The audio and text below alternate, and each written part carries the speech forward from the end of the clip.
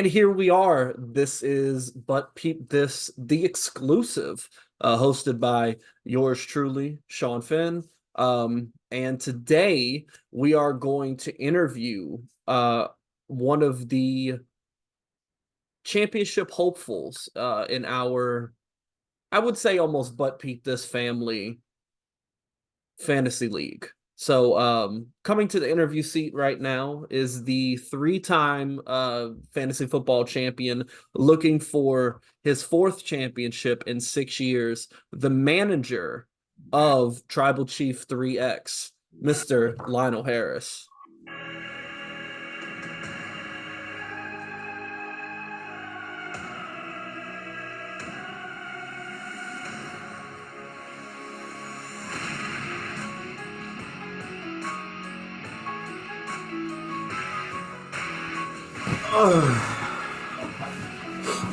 Man, what a day.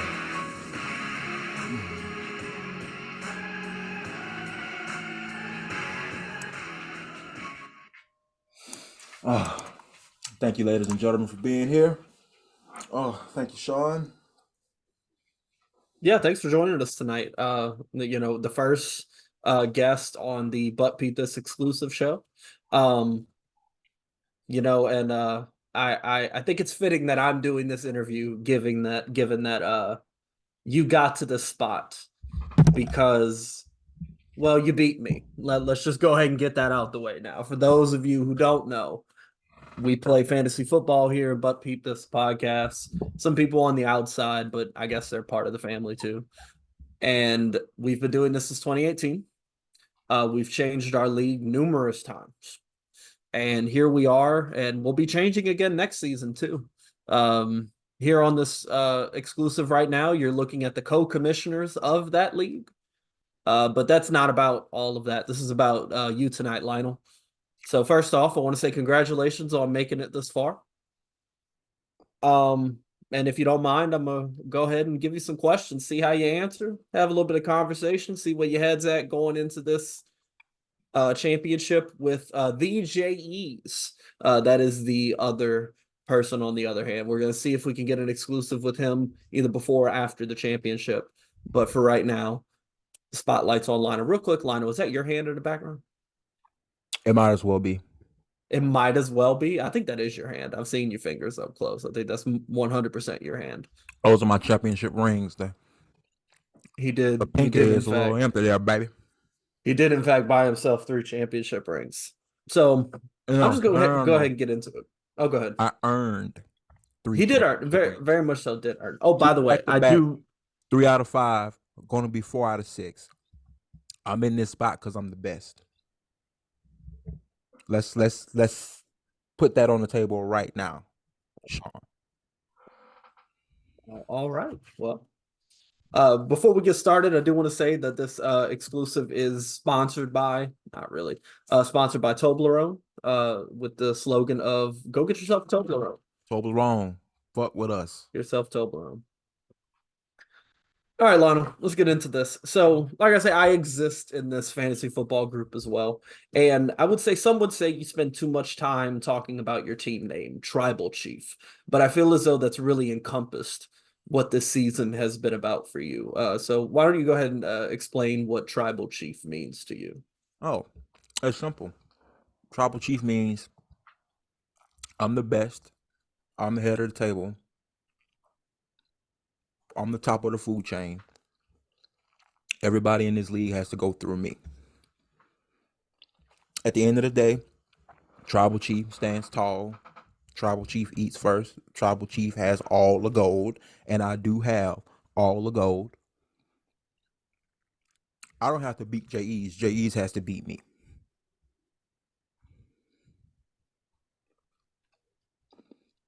Okay. Is that why Simple. you're eating? Is that why you're eating right now? Because you eat before everybody else? Everybody else. Everybody else? I eat first. Gotcha. I guess we'll have to put this out at like 2 a.m. so we can beat the Waffle House rush too. I So eat first so there too. so with okay, well, so with Tribal Chief, you're saying that that makes you the best ahead of the table. So I know there's been a lot of contention with your name being the Tribal Chief. I think for a while, you were walking around telling people to acknowledge you as a tribal chief. Um, hasn't been the most vocal thing this season, but I think calling yourself tribal chief 3X, excuse me. Want to make sure I got that right. The calling yourself that really lends itself to kind of showing where your head's at going into this matchup. Well, let me be clear. Let me sit up when I say this. Um, I am in no way, shape, or fashion taking JE's lightly. He is a threat to the bloodline, and he has to be dealt with. He has to get got. At the end of the day, he's a solid guy, brings a lot to the table, but I am the head of the table. Speaking of bringing to the table, since we're here, I was going through Jay's team and I realized that he has uh, Alvin Kamara, Travis Etienne, Jamar Gibbs, and the running back for Tampa Bay. I think his name was I don't want to mess up his name, that's why I didn't put it, but I know his last name is White, which are all top 15 running backs, with 4 out of the 5 of those being in the top 5 for fantasy this year. Do you think that that is something that you really might struggle with? I mean, do you have any kind of counter to that? I mean, where's your head at on that one? Um, 2 words: Christian McCaffrey. Nothing. Alvin Kamara, I didn't even know he was still playing in the league this year. Honestly, yeah, he has some solid players, solid running backs, but where he's lacking is quarterback play, a little bit of wide receiver play. If he's counting on those running backs to carry him to a ship, uh, someone should ask him to look at the history books with these last 2 weeks. So, does he have solid running backs? Yes. Am I worried about him? Yes. But he should be worried about Patrick Mahomes. He should be worried about Christian McCaffrey. He should be worried about Justin Jefferson. He should be worried about Josh Jacobs. He should be worried about Jared Goff. Hell, he should be worried about my fucking kicker. JE's has to worry about me. I have to worry about running backs. So basically, what I'm hearing from you is that you feel as though that those 4 running backs, 4 out of the 5 top 5 in fantasy, all started by the way, um, really really isn't gonna worry you too much. No, I'm not. Once again, I'm not taking JE's lightly. But you need a full team to win the ship, and he's gotten this far off of the running backs. I just don't believe that those running backs are going to take him to the promised land. No. Do you think that with the Jays being 8-4, do you think those running backs really contributed the most to his success? Um. Yeah, they have. They've done a lot. I mean, he's been averaging some pretty good points this year. I think he averaged. I think he scored like 1,400 points the last matchup. But once again, who does he have at starting quarterback? O'Connell, Jake Browning. I mean, pretty much those running backs go down. JE's is done. He That's very can't true. he can't function without Camaro or a Ronald White. Is it Ronald White? Richard White. No, Richard White. That's Richard what it White. was. I'm sorry. Richard White. And I mean,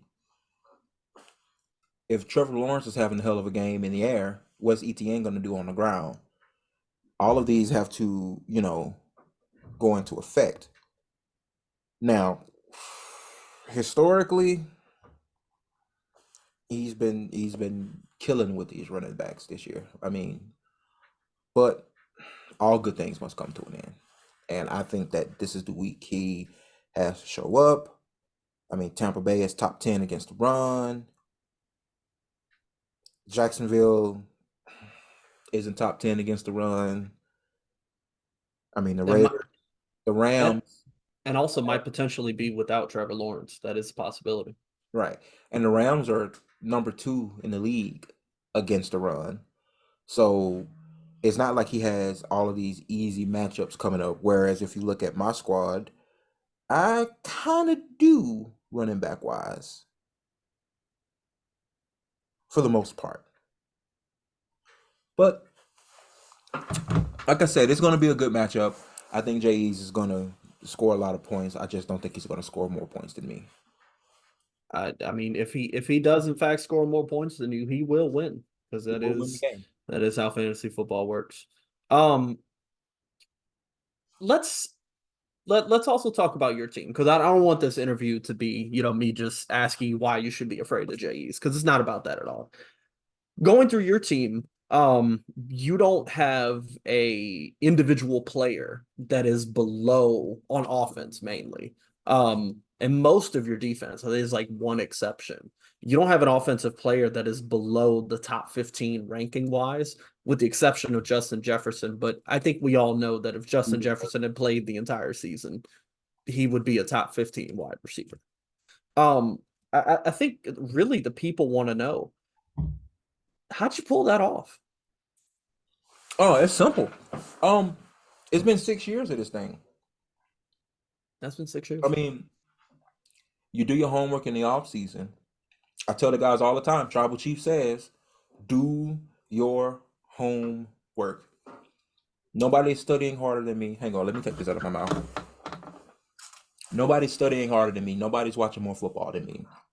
Nobody's reading more data than me. Come draft time, everybody's like, "Why'd you do that? Why'd you make that move?"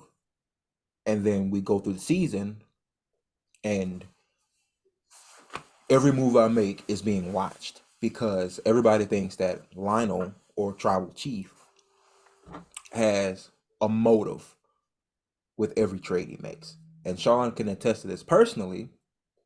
There are half the guys in the league who watch my every move because they think the Tribal Chief cheats. But it's not cheating. I know football more than them, which is why I'm the head of the table. So a majority of my team's success over the past 6 years has been me playing the long game. Always. It's always long term. Yeah, this guy put up 30 points against, last week.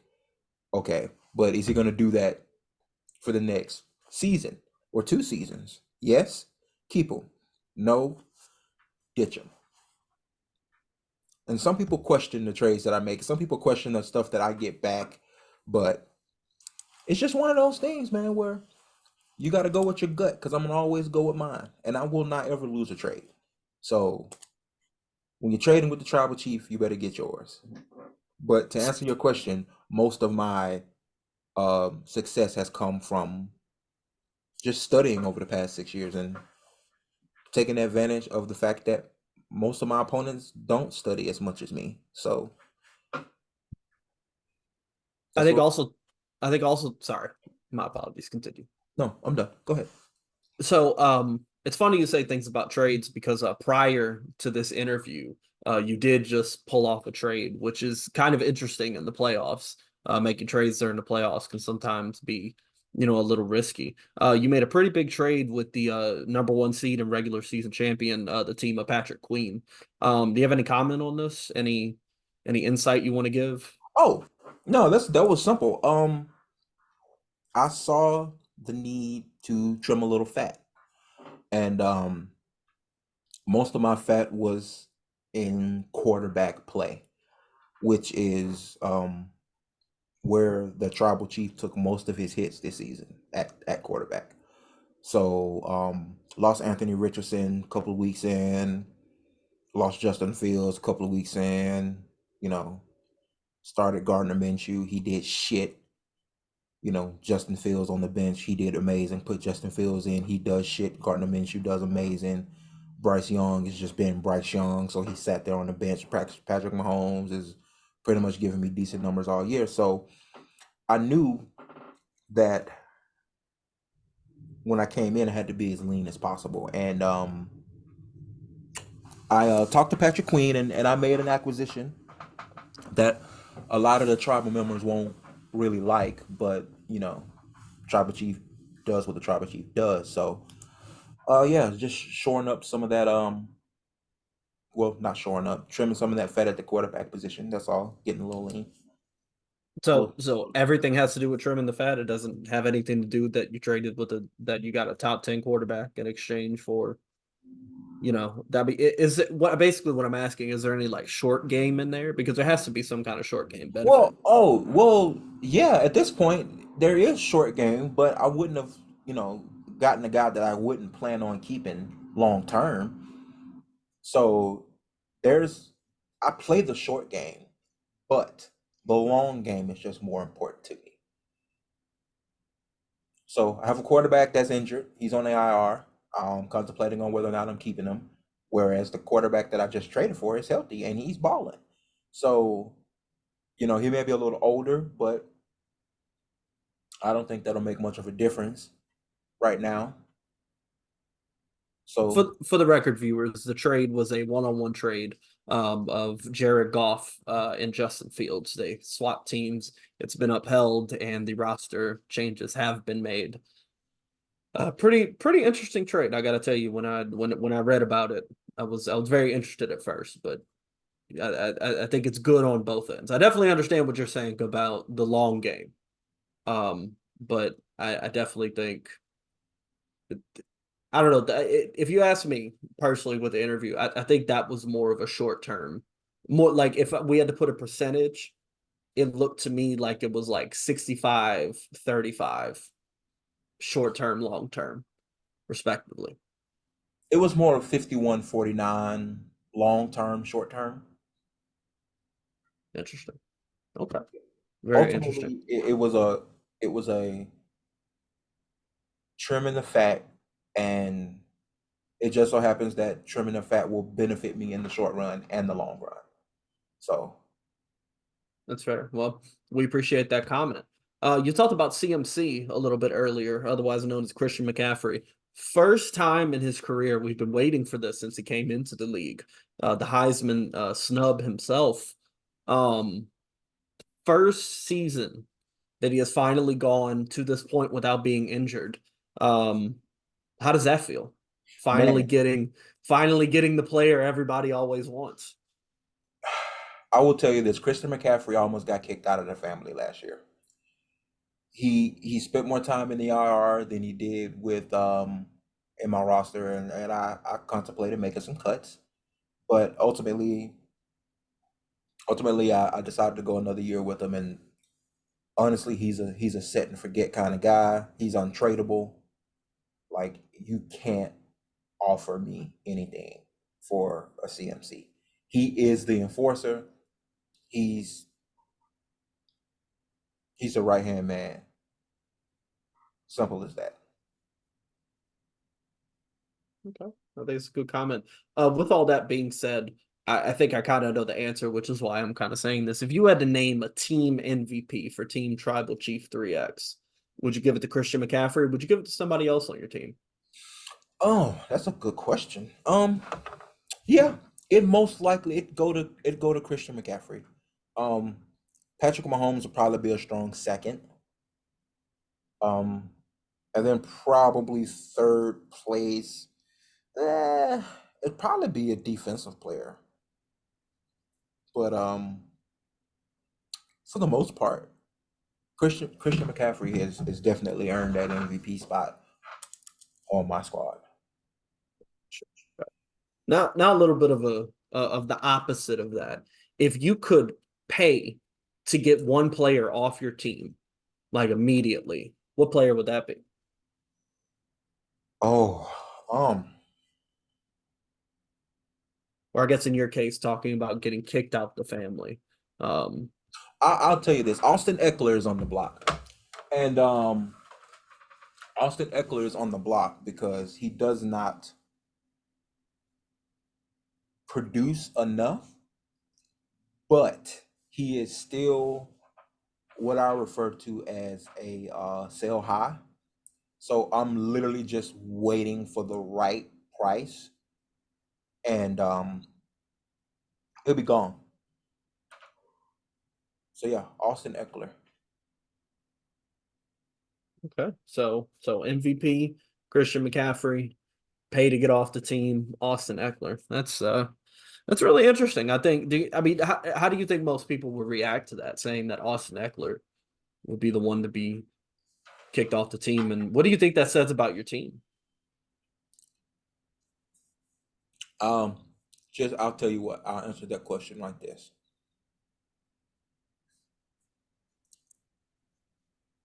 Week 1, 57. Week 2, 34. Week 3, 22. Week 4, no. Week 1, 57. No week 2, 3, 4, or 5. Then he comes back 34 points, 22 points, 53 points, 44, 51, 22, 30, 23, 47, 22.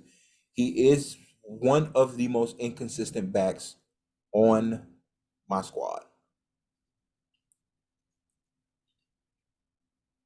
And with that Chargers offense in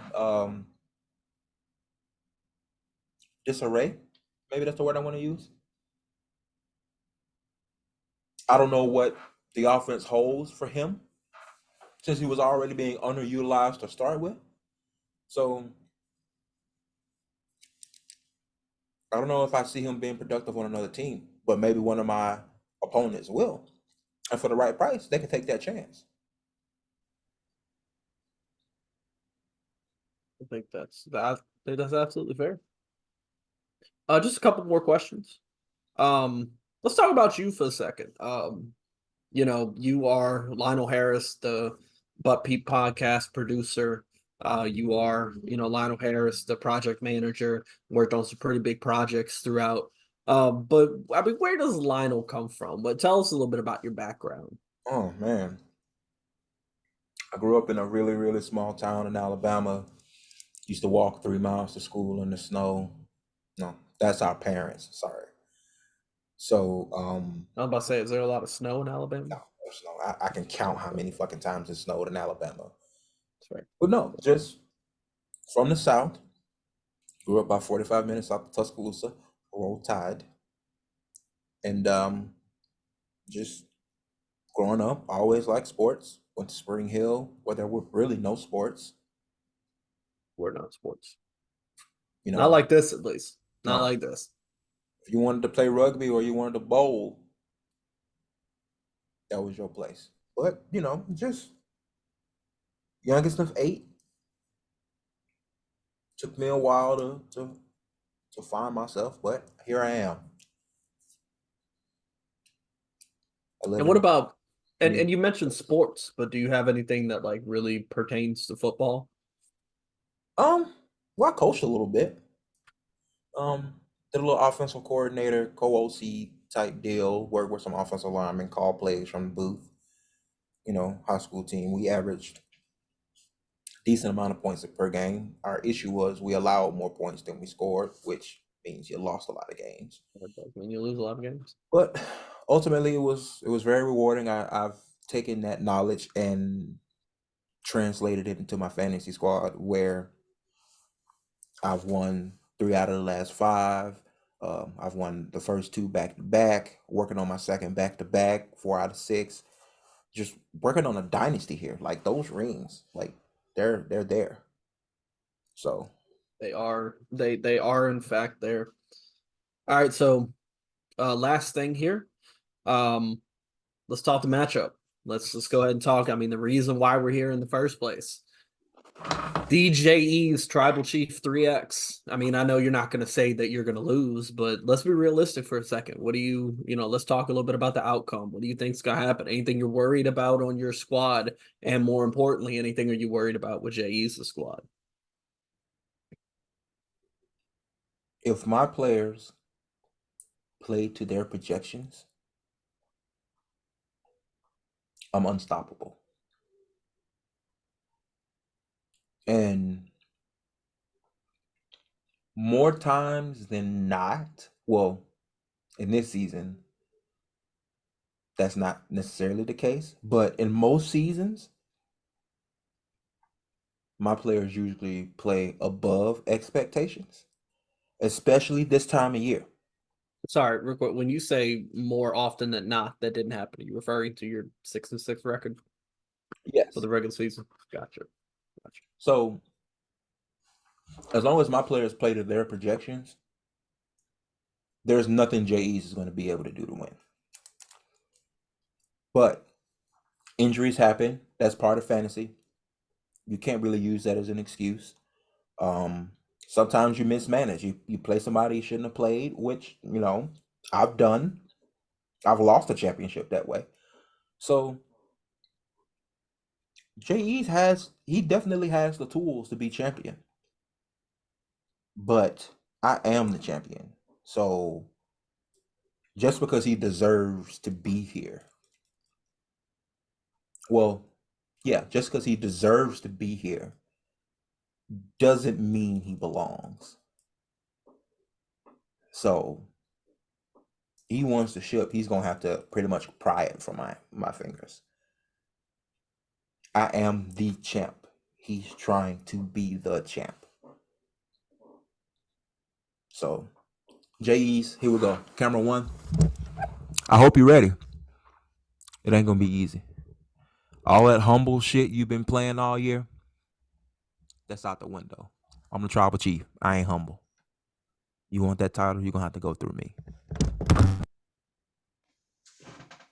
I mean, that was some good final thoughts. Any message to your only fan out there? What is your what do you feel like your only fan would have to, or what do you want to tell your only fan?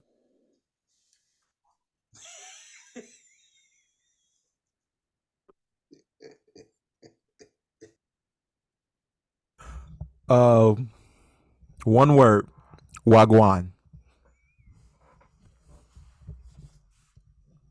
All right. Well, Wagwan. and you heard it here first. That was a But Peep This exclusive with reigning champ, hopeful back-to-back winner, hopeful 4-time champion, Lionel Harris, manager of Tribal Chief 3X. We'll see if we could get JE's for an interview. I think people would like to see that. But until then, enjoy your holiday. And Lionel Harris, I'm Sean. And I'm Lionel. And this is But Peep This, the podcast where we talk about whatever the hell we want. Thank you guys so much for watching. Be sure to like, subscribe, share, YouTube, Facebook, Instagram, TikTok. Keep that notification button on and stick with us, man. Thank you so much. Peace.